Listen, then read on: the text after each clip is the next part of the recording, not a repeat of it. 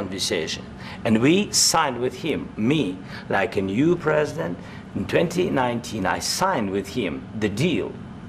I signed with him, Macron and Merkel, we signed ceasefire. Ceasefire. All of them told me that he will never go. We signed him with gas contract. Gas contract. Yes, but after that, he broken this ceasefire. He killed our people and he didn't exchange prisoners. We signed the exchange of prisoners, but he didn't do it. What kind of diplomacy, JD, you are speaking about? What do you mean? I'm talking about the kind of diplomacy that's going to end the destruction of your country. Yes, but if you Mr. President, with respect, I think it's disrespectful for you to come into the Oval Office and try to litigate this in front of the American media. Right now, you guys are going around and forcing conscripts to the front lines because you have manpower problems. You should be thanking the President for trying to bring an end to this conflict. Have you ever been to Ukraine that you say what problems we have? I have been to. Come once. I've actually watched and seen the stories, and I know what happens is you bring people, you bring them on a propaganda tour, Mr. President. Do you disagree that you've had problems bringing people into your military? And do you think that it's respectful to come to the Oval Office of the United States of America and attack the administration that is trying to prevent the destruction of your country? A lot of questions. Let's start from the beginning. Sure. First of all, during the war, everybody has problems, even you, but you have nice ocean and don't feel now, but you will feel it in the future. God bless. You don't know that. God bless. God bless. You will not have a war. Don't tell us what we're going to feel. We're trying to solve a problem. Don't tell us what we're going to feel. I'm not telling you. Because you're in no position to dictate that. That's Remember exactly this. You're in no position to dictate what we're going to feel. We're going to feel very good. You will feel influence. We're going to feel very good and very strong. You will feel influence. You're right now not in a very good position. You've allowed yourself to be in a very bad position, and he happens to be right about it. From the very beginning of the war. You're not in a good position. You don't have the cards right now. With us, you start having cards. Playing cards. Right now, you don't. You're playing cards.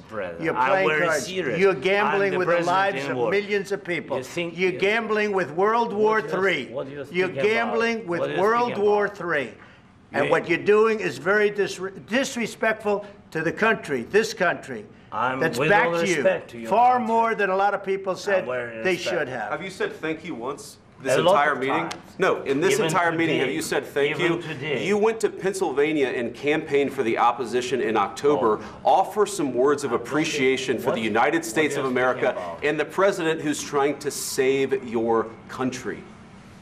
Please, you think that if you will speak very loudly about the war, you can... He's not speaking loudly. He's not speaking loudly. Your country is in big trouble. Can I Wait a minute. No. You've done a lot of talking. Your country is in big trouble. I know. You're not winning. You're not winning this.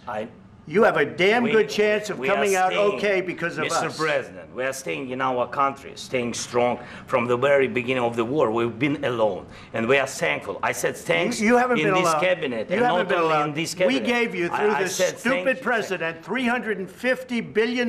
You voted we gave for you your military president. equipment, and your men are brave, but they had to use our military. Yes. What about if you didn't have our military equipment, if you didn't have our military equipment, this war would have been over in 2 weeks. In 3 days. I heard it from Putin. In 3 days. This is something maybe new. Less. In 2 weeks. Of course, yes. It's going to be a very hard thing to do business like this. Again, I tell you. Just say thank you. I said a lot of times accept that there are disagreements, and let's go litigate those disagreements rather than trying to fight it out in the American media when you're wrong. We know that you're wrong. But you see, I think it's good for the American people to see what's going on. I understand, sir. I think it's very important. That's why I kept this going so long. You have to be thankful. You don't have the cards. Thankful. You're buried there. Your people are dying. I can tell you you're again, running low on soldiers. Listen, you're running low on soldiers. It would be a damn good thing. And then you tell us, I don't want a ceasefire. I don't want a ceasefire. I want to go, and I wanted this. Look. If you could get a ceasefire right now, I tell you, you take it so the bullets stop flying and your men stop getting killed. Of course, we want to stop the war. But you're saying you don't want a ceasefire. But I said to you, I want a ceasefire. With guarantees. Because you'll get a ceasefire faster than an agreement. Ask our people about ceasefire, what they think. That wasn't with me. For you what that wasn't with me. That was with a guy named Biden, who was not a smart person. That was with Obama. It was your president. Excuse me. That was with Obama, who gave you sheets, and I gave you javelins. Yes. I gave you the javelins to take out all those tanks. Obama gave you sheets. In fact, the statement is Obama gave sheets and Trump gave javelins.